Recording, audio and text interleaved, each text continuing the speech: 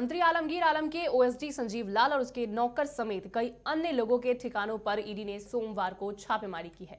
वहीं दूसरे दिन मंगलवार को ईडी की टीम ने 7 नए ठिकानों पर रेड मारी है। जानकारी के मुताबिक सिंगमोर के पास रहने वाले एक बिल्डर के साथ साथ राज्य के रातू और आईटीआई बस स्टैंड के पास रहने वाले 2 बिल्डरों के हाथ छापेमारी चल रही है। साथ ही ईडी की टीम ने रांची के डोरंडा इलाके में रहने वाले कॉन्ट्रैक्टर राजू सिंह के ठिकानों पर भी छापा मारा है। इस दौरान राजू सिंह के यहां से करोड़ों नगद बरामद हुए हैं। आपको बता दें कि बरामद पैसों की गिनती के लिए बैंक से नोट गिनने वाली मशीन मंगवाई गई है। गौरतलब है कि इससे पहले सोमवार को ही ईडी की रेड में 35.23 करोड़ बरामद किए गए थे। आपको बता दें, बड़ी जानकारी इस वक्त की, जहां ईडी की कार्रवाई लगातार जारी है और 4 ठिकानों पर 7 नए ठिकानों पर ईडी की रेड पड़ी है, जिसमें कई लोगों के चेहरे और नाम सामने आ रहे हैं और नोटों की गिनती के लिए मशीन मंगवाई जा रही है।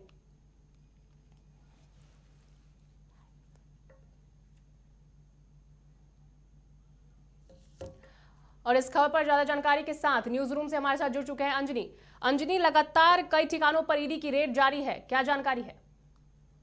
हाँ, देखिए, आज का जो दिन है, आज भी ईडी की दबिश का दिन है और पूरे रांची जिला में देखेंगे तो लगभग 7 लोकेशन पे ईडी की छापेमारी चल रही है। और ये जो छापेमारी है, कल का जो दिन था जब ये राज्य के ग्रामीण विकास मंत्री आलमगीर आलम के ओएसडी के नौकर के यहाँ जो छापेमारी हुई थी, उसमें लगभग 37 करोड़ रुपए कैश बरामद हुए थे। और जो संजीव लाल जो हैं, उनकी भी गिरफ्तारी देर रात ईडी की टीम ने की है।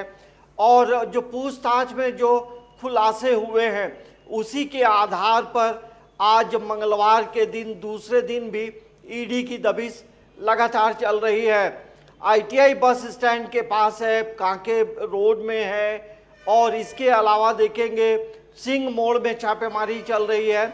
और डोरंडा का जो प्राइम लोकेशन है शुक्ला कॉलोनी, वहाँ पर जो एक बिल्डर हैं उनके यहाँ छापेमारी हो रही है।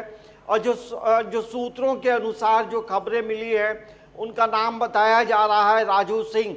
और ये भी बताया गया है कि उनके यहाँ भी कैश की बरामदगी हुई है और नोट गिनने की जो मशीन है वो वहाँ लाई गई है और नोट की मशीन से पैसों की गिनती हो रही है। देखिए, संजीव लाल एक ऐसा शख्स जो एक सरकारी मतलब अधिकारी है, और वो पिछले, यदि आप देखेंगे तो पिछले सरकारों में भी वो कई मंत्रियों का वो पीए रह चुका था। और उसकी जो आदत है, उसी आदत का वो आदी रहा। और इतने जो पैसे हैं, लगभग 37 करोड़ रुपए, और जिस तरह से उनके नौकर ने बताया कि ये पैसे संजीव लाल ने रखने को दिए थे, तो आखिर इतने पैसे आते कहाँ से हैं? ये कौन सा पेड़ लगा है जिससे पैसे तोड़े जाते हैं? तो ये एक बड़ा सवाल है, क्योंकि 6 मई 2023 का जो दिन था, उस वक्त भी तमाम लोगों को याद होगा कि पूजा सिंघल के जो सीए थे सुमन सिंह, उनके आवाज से 19 करोड़ की कैश की बरामदगी हुई थी। आखिर ऐसे जो अधिकारी हैं, और ऐसे अधिकारियों की फेहरिस्त झारखंड में काफ़ी लंबी है, और यही वजह है ईडी की दबिश बढ़ी है। और कैश इतना बरामद होना अपने आप में एक बड़ा सवाल खड़ा करता है कि आखिर हमारे अधिकारी इस स्वभाव के कैसे हो गए हैं। तो और राज्य का विकास या गरीबों का जो कल्याण है वो कैसे होगा? ये तमाम सवाल अब जनता के सामने है। तो हमें लगता है कि आज की जो छापेमारी है, उससे फिर कई नामों का खुलासा होगा। और हमें लगता है आने वाला 1 या 2 दिन जो होगा, कई बड़े लोग जो हैं ईडी का सम्मन जा सकता है, या फिर पूछताछ के लिए बुलाया जा सकता है। जी अंजलि, या जैसा फिर कि आप समन की बात कर रहे हैं, आपने कहा कि कई बड़े लोगों का इसमें नाम शामिल हो सकता है, उन्हें समन जा सकता है। तो आपका कहने का मतलब ये है कि आलमगीर आलम के पीए के नौकर के पास से ये मिला है, इतने बड़े कैश की बरामदगी हुई है, तो क्या आलमगीर आलम को ये समन जारी हो सकता है? और ये देखिए, ये कह पाना अभी बहुत जल्दबाजी होगी। ईडी देखिए तभी कुछ बड़ी कार्रवाई करता है जब उनके पास कोई ठोस सबूत हो, कोई ठोस डॉक्यूमेंट हो, तब उसके बाद किसी भी अधिकारी हो या कोई सफ़ेद पोश हो या कोई बड़े नेता हो, तब तक उनके पास नहीं पहुंचती है जब तक उनके पास ठोस और खास सबूत हाथ ना लगे। अब देखिए, संजीव लाल की जब गिरफ्तारी हुई है तो जाहिर सी बात है कि पैसे कहां से आ रहे थे, और ये सिलसिला, ये कब से ये सिलसिला चल रहा था, क्योंकि उनका जो लाइफ स्टाइल है और इससे जुड़े जो तमाम लोगों के जो नाम आए हैं, उनका जो लाइफ स्टाइल आप देखेंगे तो दंग रहेंगे कि दूसरे राज्यों से लोग यहाँ पे आए और अपना व्यापार उन्होंने बनाया, और अकूत संपत्ति यदि कम समय में किसी के पास होती है तो ये एक बड़ा सवाल होता है कि आखिर वो कौन सा पेड़ है जिससे पैसे फरते हैं और तुरंत पैसे तोड़े जाते हैं। जी अंजनी, जैसा कि अभी आपने लाइफस्टाइल की बात की, तो देखा जा सकता है कि जहांगीर आलम की जब गिरफ्तारी हुई उस समय उन्होंने जो टी शर्ट पहन रखी थी पीले कलर की, वो उसकी कीमत 8,000 है और उनके तनख्वाह जो है वो 15,000 है। ऐसे में इस तरीके से जो चीजें निकल के सामने आ रही है, कितना कनेक्शन है इन चीजों का?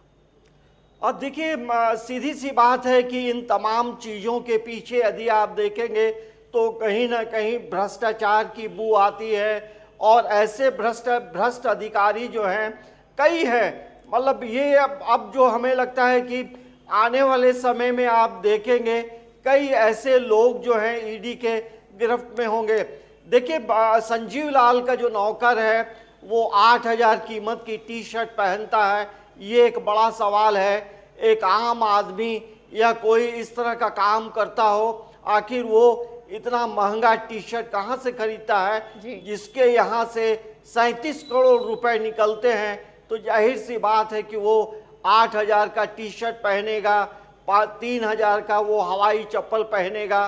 तो ऐसी जो चीज़ें हो रही हैं, झारखंड की जो आर्थिक स्थिति है, झारखंड की जो विकास दर होना चाहिए, इन तमाम चीज़ों में कहीं ना कहीं रुकावट हो रही है, और जो आदमी अमीर हो रहा है वो अमीर होते जा रहा है, और जो गरीब है वो गरीबी का दंश झेल रहा है। तो आखिर ऐसे लोगों पे लगाम लगाने के लिए ईडी की दबिश बढ़ी है, और हमें लगता है कि आज के छापेमारी के बाद अन्य कई ऐसे नए नाम आएंगे जिस पे ये तमाम लोग जो हैं चौंकेंगे कि आखिर ऐसे लोग आखिर झारखंड का कैसे विकास करेंगे। अंजनी, जैसा कि अभी आपने बताया कि जहांगीर के पास से जो ये पैसे बरामद हुए हैं, उसके बाद तुरंत ही ईडी की बाकी लोगों पे छापेमारी होना और 7 ठिकानों से ईडी की छापेमारी के बाद ये पैसे बरामद होना, क्या इसका क्या कनेक्शन हो सकता है? और देखिए, जाहिर सी बात है कि अभी जो तमाम लोगों के यहाँ जो छापेमारी हो रहा है उसमें एक इंजीनियर है और अधिकांश लोग बिल्डर हैं। तो ऐसे लोग जो बिल्डर होते हैं उनका कनेक्शन जो है कहीं ना कहीं कल के छापेमारी से लिंक किया जा रहा है। और ग्रामीण विकास विभाग में डेवलपमेंट के वर्क बहुत होते हैं, गाँवों का विकास हो या शहरी इलाकों में कैसे डेवलपमेंट करना है, इन कामों को करने वाले ये बिल्डर होते हैं। और एक बिल्डर जो है वो कई विभागों से कनेक्ट होता है। तो हमें लगता है कि इन तमाम चीज़ों का कनेक्शन कल के छापेमारी से है, और आने वाला समय भी जो होगा एक या 2 दिनों के बाद आप देखेंगे कि आज जो छापेमारी हुई है उससे कई नए नाम सामने आएंगे, और कहीं ना कहीं भ्रष्टाचार का कनेक्शन इन तमाम ईडी के छापेमारी में दिखाई पड़ता है। जी अंजनी, तमाम जानकारियां साझा करने के लिए आपका शुक्रिया।